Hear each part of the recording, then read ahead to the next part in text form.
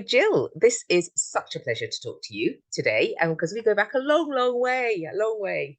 So, Jill, former head, former GSA president, educational consultant. I'm sure there are other things I could say about you. But hello. Hello. Good to be here, Helen. No, it's really nice. So we're here to talk about all sorts of things, but I'm really interested because you've made that difference. You do other things now. You were ahead. You moved to do other things. What brings you joy at the moment? I think when I look back at my career and I think about the different jobs I did, so I had 7 different jobs across 6 different schools, and I also taught adults at night school for a while, and I enjoyed every role in every place. And it gave me the opportunity to do new things. It gave me the opportunity to influence and have an impact on the experience of students, but increasingly in leadership, the experience of adults. And so through them, reaching more students. And that was always joyful to me. Mhm. Headship was the most joyful job of all.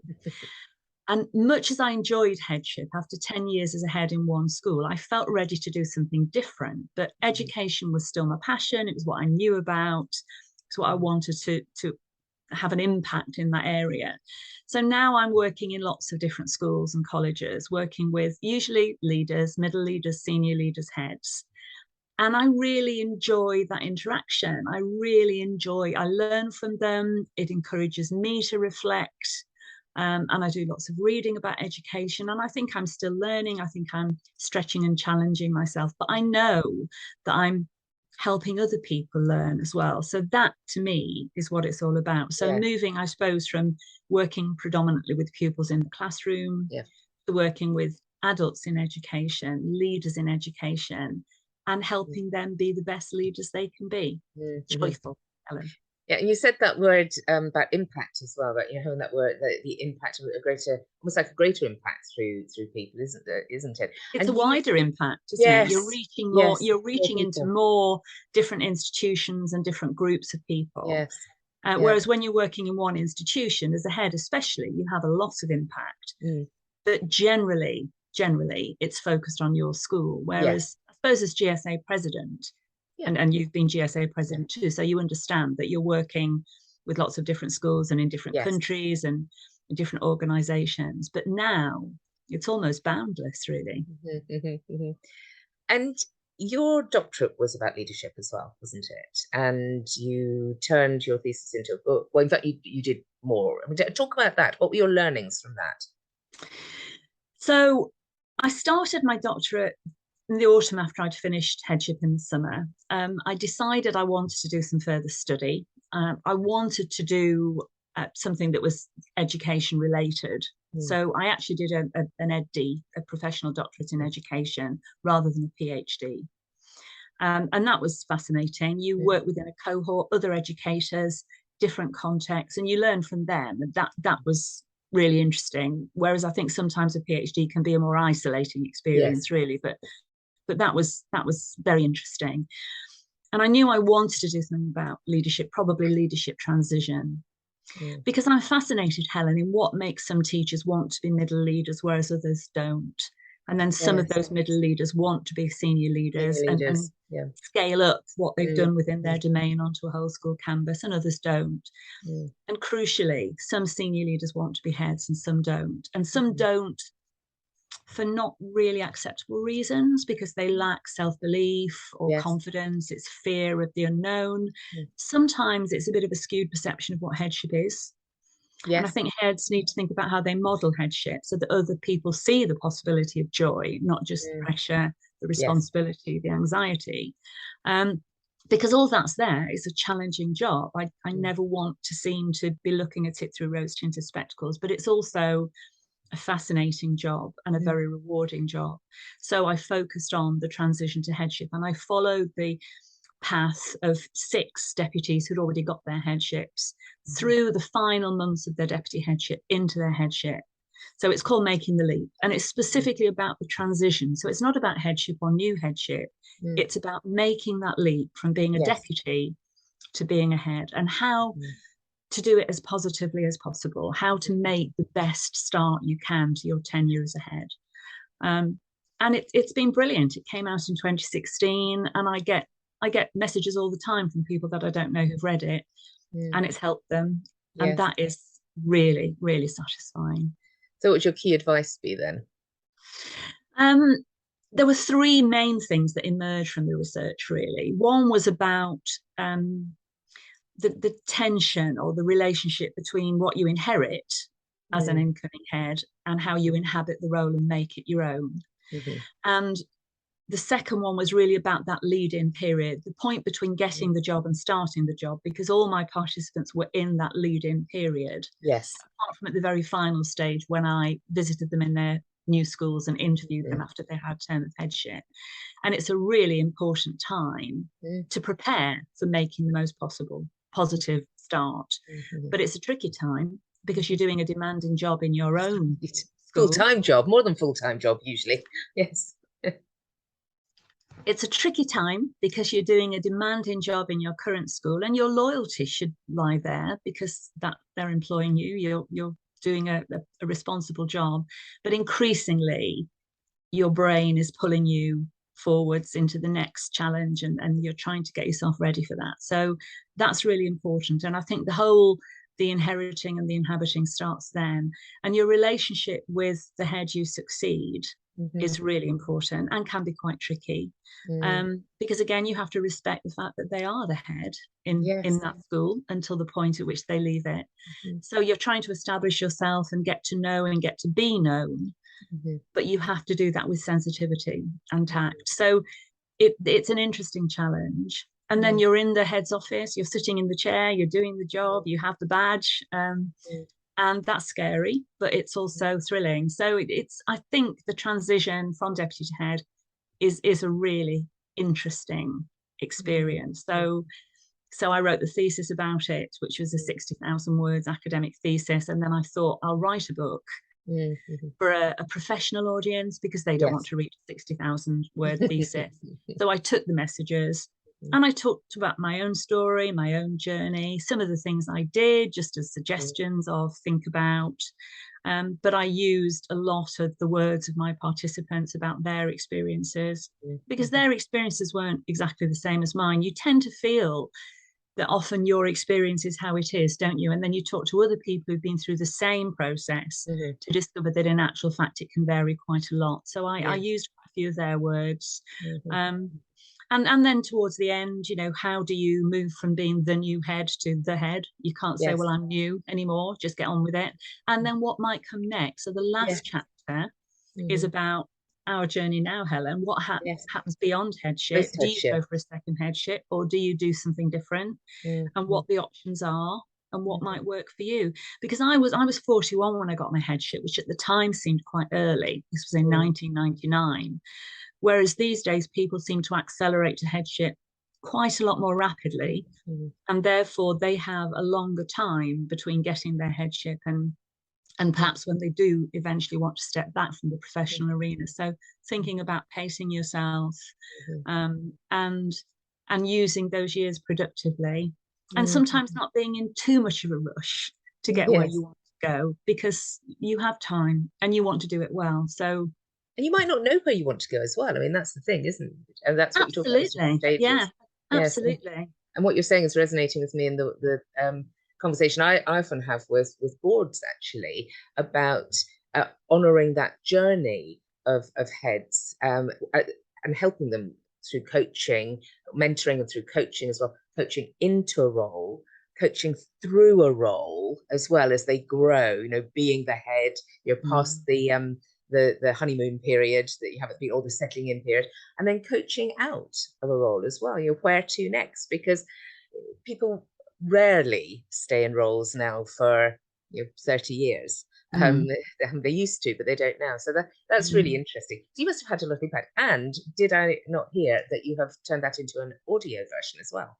Yes, yes. So I talked to Crown House, the publishers, Mm, about whether we could do an audio version because I'm very interested in the idea of access really and inclusivity. And I thought for people who would prefer to listen, and in some mm, cases people who need to listen rather than mhm, to read, um, and I just thought it might be quite an interesting experience for me as well, recording it because I wanted to be the voice, I wanted to yes, do the yes. recording. And quite a few people who know me say, you know, when I read Making the Leap, I could hear you, Jill. It was you. Yes. You were in my head. Mm-hmm. So I contacted Crown House and they put me in touch with Kevin Mulrine, who's a sound engineer. And this is what he does. He travels around to different places doing Right. recording. So Kevin came up to my home and we actually spent 2 days with me reading it and him recording it. And then he went back and did the sound engineering and the editing. So it was interesting. I mean, there are things I had to go through the text under Crown House's direction and make a few tweaks, because if you are hearing it rather than reading it, there are certain things that are slightly different in the language. But yes, it was a good thing to do, because I thought it will just maybe widen the access, widen the appeal. Yes. And it is really great to think that the audience for that book changes all the time. So people coming up to the point now where they're thinking, do I want to be ahead? And I'm hoping the book might help them decide. And it's not for everyone. And maybe now is not the right time, or maybe they need to give careful thought to what type of school, what kind of context would suit me. Certainly with second headship, thinking about, do I want to be ahead in a different context? And if so, which context, what would work? So all that is in there. And I just find it very fulfilling that people are finding it useful. Sometimes people say, it helped me prepare for interview. I didn't get the job, but I came out of that interview feeling that I'd done justice to myself. I hadn't let myself down. I'd given a good account of myself. If they didn't choose me, either I wasn't the best fit, or I will say to them, they don't deserve you, because if they don't recognize what you're capable of, if they don't see your potential, that's not the governing body you want to work with. Yes, that's true. I mean, sometimes it can be as simple as the fact that there were other different candidates. I think it can be just, it can be about there being other people who are in the process as well. So it's just, I often say to candidates, the recruitment work that I do, it's that so many different people could run a school. It's just the school will be a bit different whenever they run the school. So being yourself, being authentic at interview is actually really important. I mean, that's a whole other discussion. We could spend a long time talking about that so at a different stage. But do tell me about your other writing, because you have been doing other types of writing, part of your joyful impact on the world. I have. When you were saying what brings you joy, I was thinking at the moment I'm getting huge joy from this. So after I'd written Making the Leap, a number of different publishing companies who specialize in educational publishing, would you be interested in writing something for us? And I said, well, first of all, Crown House have to have the first refusal, because that's in the contract. Particularly want to write more about education. When I wrote Making the Leap and I talked to Crown House in the early days, I said this could be part of a series. So I could write, I want to start with Making the Leap, moving from deputy to head, because that's my research. That's what I've been focusing on in recent years. But I could write a book about making the leap to your first middle leader role, and then making the leap from middle to senior. But when I got to the end of the book, I thought it would be pretty much the same book 3 times, because all the advice about finding your fit, doing your research, crafting a compelling application, performing well at interview. And I absolutely agree with you about telling the truth at interview. And people look at you a little strangely when you say, you know, be absolutely honest, say what you believe. Yeah. It's very easy when you really want a job to fall into the trap of trying to second guess what the panel wants to hear and then supplying it. And you can find yourself saying things that actually aren't really true of you. So all that, and then managing the lead-in period, the first weeks and months in the role, it's not dramatically different whether you are a middle leader or a head or a senior leader. So I didn't want to do that. But I'm an English teacher. Are you English as well, Helen? No, languages. Do you teach English? Languages. But, you know, similar area. Okay, I don't know why I thought you were an English specialist. But English teachers quite often have this buried desire to write a novel. And I'd always wondered whether I could write something that I thought was well written and sustained and well structured and so on. I've been very involved in Women Ed from the beginning, which was 2012, since it started, actually 2015. And it's a grassroots initiative about supporting women educators and leaders and aspiring leaders. And their mantra is you just need to be 10% braver. So you don't need to transform your character. If you're going to take a step that requires you to draw yourself up and show determination and courage. 10% braver may do it. And they wrote their first book, which was called 10% Braver, about 3 years ago. And I contributed a chapter which was about getting the job you dream of. And we had to do a little video clip about ourselves, talking about when we'd been 10% braver and what we might do if we were 10% braver still. And I said, I think I was 10% braver when I wrote my book based on the doctorate. But if I were 10% braver still, I would write a novel. And then that autumn, they have a huge unconference, and it was in Sheffield. And at the end, you have to do a pledge. They ask you to make a commitment to yourself, and you put it in on your phone, and then it comes up on this big screen. And my commitment was I will try to write a novel. So this was October 2019. And a number of people caught me afterwards and said, you shouldn't say try, Jill. You should say, I will write a novel. I said, no. I think try is the right word, because I don't know whether I can. So I started writing in winter of 2019. And then, of course, we went into lockdown. The pandemic started in 2020, so I had more time. So over the next 18 months, I actually wrote three novels. They're all quite short. They're all different, but they're all about human nature and relationships and growth and mistakes and secrets and the repercussions of secrets being revealed. I am so proud of them, Helen. I can't tell you. I bet you are, and so you should be. Yes. And I read them again before we decided to self-publish, which was in spring of this year. And I just thought, no, these are good. These are worth getting out there. Not everyone will like them. Very subjective, isn't it, fiction? Not everybody's cup of tea. Not everybody will like all three, because they are different. And some people really like The Dresser, which is the first one, and then they're disappointed in the second. But that's fine. I mean, I think I'm just writing about what I want to say, and it's up to people how they respond. So this is bringing me joy, because over the summer the books came out, first of all on Kindle, well, electronic copy in May, and then a paperback copy in early June. So over the summer, quite a lot of people I know read them in the summer holiday and have got in touch to talk about which one they liked and what they thought, and anything they were disappointed with or not convinced by, or any characters they related to. I think my target audience is probably women over 40, probably. But I've had men who've read them, you know. And everyone should be challenge themselves to read anything. Absolutely. He said it made me cry, and he said that in a Amazon review, which I thought was very brave of him. My former chair of governors, Anthony Ormerod, who I think probably is in his late 80s now. I hope I'm not insulting him when I say that.